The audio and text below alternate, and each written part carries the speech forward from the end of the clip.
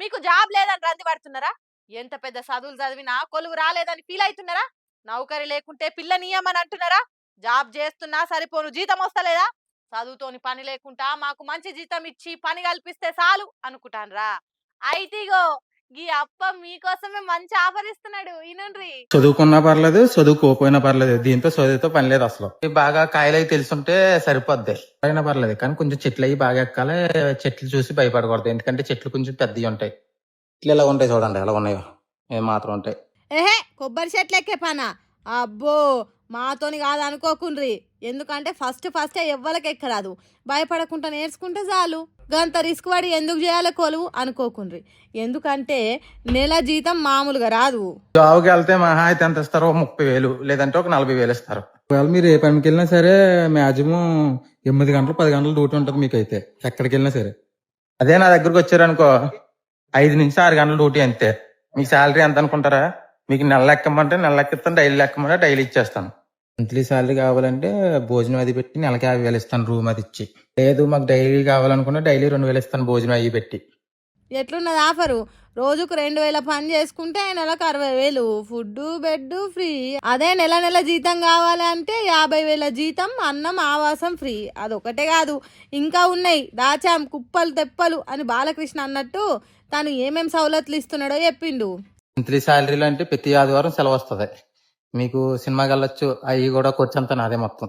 ఇదేంటి ఇప్పుడు ఉంటుంది, మధ్యాహ్నం మీకు భోజనం కావాలి భోజనం, బిర్యానీ కావాలి బిర్యానీ, నైట్ మాత్రం నేను ఎత్తుంటే మీకు అందరికీ బిర్యానీ ఏది తింటామంటే అది ఆఫర్ చేస్తాడట.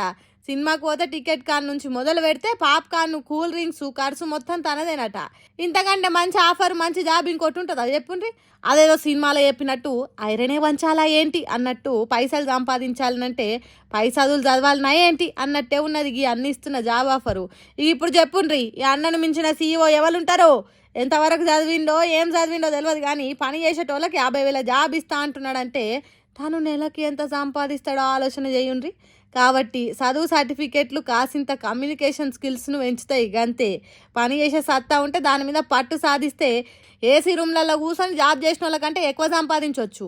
అంతేకాదు ఇంకో 4గురికి కూడా జాబ్ ఇవ్వచ్చు అన్నట్టే ఉన్నది ఈ అన్న పని. అందుకే ఈ వీడియో చూసిన వాళ్ళు మస్తు మెచ్చుకుంటురట. నీ పని సాఫ్ట్వేర్ నౌకరి కంటే దర్జాగా ఉన్నదని కామెంట్లు పెడుతున్నారు. ధనం మూలం ఇదం జగత్ అంటే ధనమే అన్నిటికీ మూలం. పైసా లేకుంటే పానం నిలవది, పదవి దక్కది.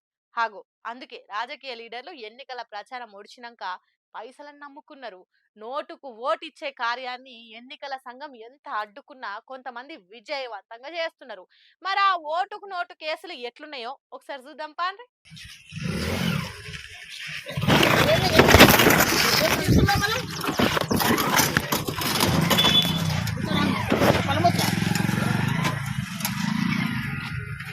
పైసలు వంచుతుంటే వీడియో తీస్తావా?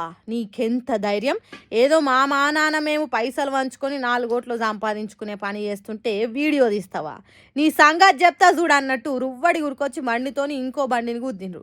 పాపం ఇటు దిక్కు పక్క బండి మీద ఉన్నది కాలు చేతులు మంచిగా లేని మనిషి అట. కింద పడితే దెబ్బలు దాకి దావఖానా పాలైండట. వనపర్తి జిల్లా ఆత్మకూరు మున్సిపాలిటీలో జరిగింది ఈ ఓటుకు నోటు కేసు. ఇక గిజ్జుడుండ్రి. చెప్పులు కొత్త చెప్పులకు 20,000, దెబ్బకు 10 చెప్పులు, మొత్తం 50,000. 50,000 ఇస్తే చూస్తాం మంట వచ్చింది. 2 నెలలు పెట్టుకుంటాం కదా.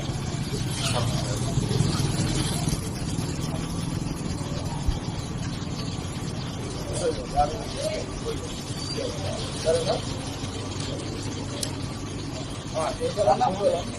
మాజీ ఎమ్మెల్యే జగ్గారెడ్డి సారు రోడ్డు మీద పోతుంటే చెప్పులు కుట్టుకునే మనిషి కనిపించి బండి ఆపి తను బాగుపడేతానికి 50,000 చేతిలో పెట్టిండు. సరే బతుకులు బాగుపడేతానికి పైసలు ఇస్తే మంచిదే కానీ జగ్గారెడ్డి సారు ఎన్నికల కోడ్ ఉన్నదనే సంగతే మర్చిపోయింది కావచ్చు. లేకుంటే కడమ ఓటర్లను భ్రమలలో ముంచేతానికే ఇట్లా చేసిండో తెలియదు కానీ ఇట్లా చేసినందుకు ఎన్నికల సంఘం జగ్గారెడ్డి మీద కేసు పెట్టింది. అంతేకాదు సదాశివపేట మున్సిపాలిటీలో పైసలు వంచిండు జగ్గారెడ్డి సార్ అని అంటున్నారు.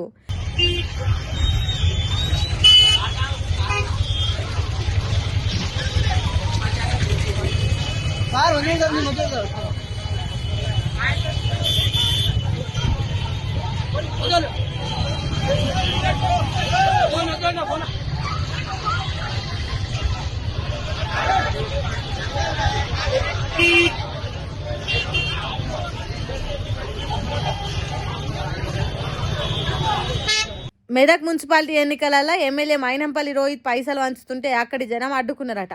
చల్ మమ్ములను ఎవర్రా ఆపేదన్నట్టు కారుతోనో మనిషిని గుద్దినరట. పాపం దావుఖాన్ల కాళ్ళకు కట్లు కట్టించుకుందా అనలాడుతున్నాడు. ఇగో గిట్ల షేజింగులు, డాషింగులు, దాడులు, కేసులు ఇంకా కొన్ని దిక్కులలో తరిమి కొట్టుళ్ళు నడిచినాయి. ఇవాళనే ఆఖరి రోజు కాబట్టి పైసలు సంచుల కొద్ది వంచుతున్నారు. ఓటర్నను నోటు ఇచ్చి తమ దిక్కు తిప్పుకునే పని జోరుగా చేస్తున్నారు. దాంట్లో ఒక దిక్కు పార్టీ వెనక పడ్డది, ఇంకో పార్టీ ముందున్నది అన్నట్టు ఏం లేదు. కాకపోతే అధికారంలో ఉన్న పార్టీ కాసింత ఎక్కువ చేస్తున్నదని అంటున్నారు. ఈ కార్యాలు చూస్తుంటే రాబోయే కాలంలో ఎన్నికల ప్రచారాలు ప్రజల బతుకులు బాగు చేస్తామని చెప్పడాలు ఉండకుండా పైసలు వంచుడు పోటీలే జరుగుతట్టున్నాయి ముందు ముందు. అట్లున్నాయి మన దేశంలో ఎన్నికల తీరు అని గులుక్కుంటున్నారట పట్నాల పబ్లిక్.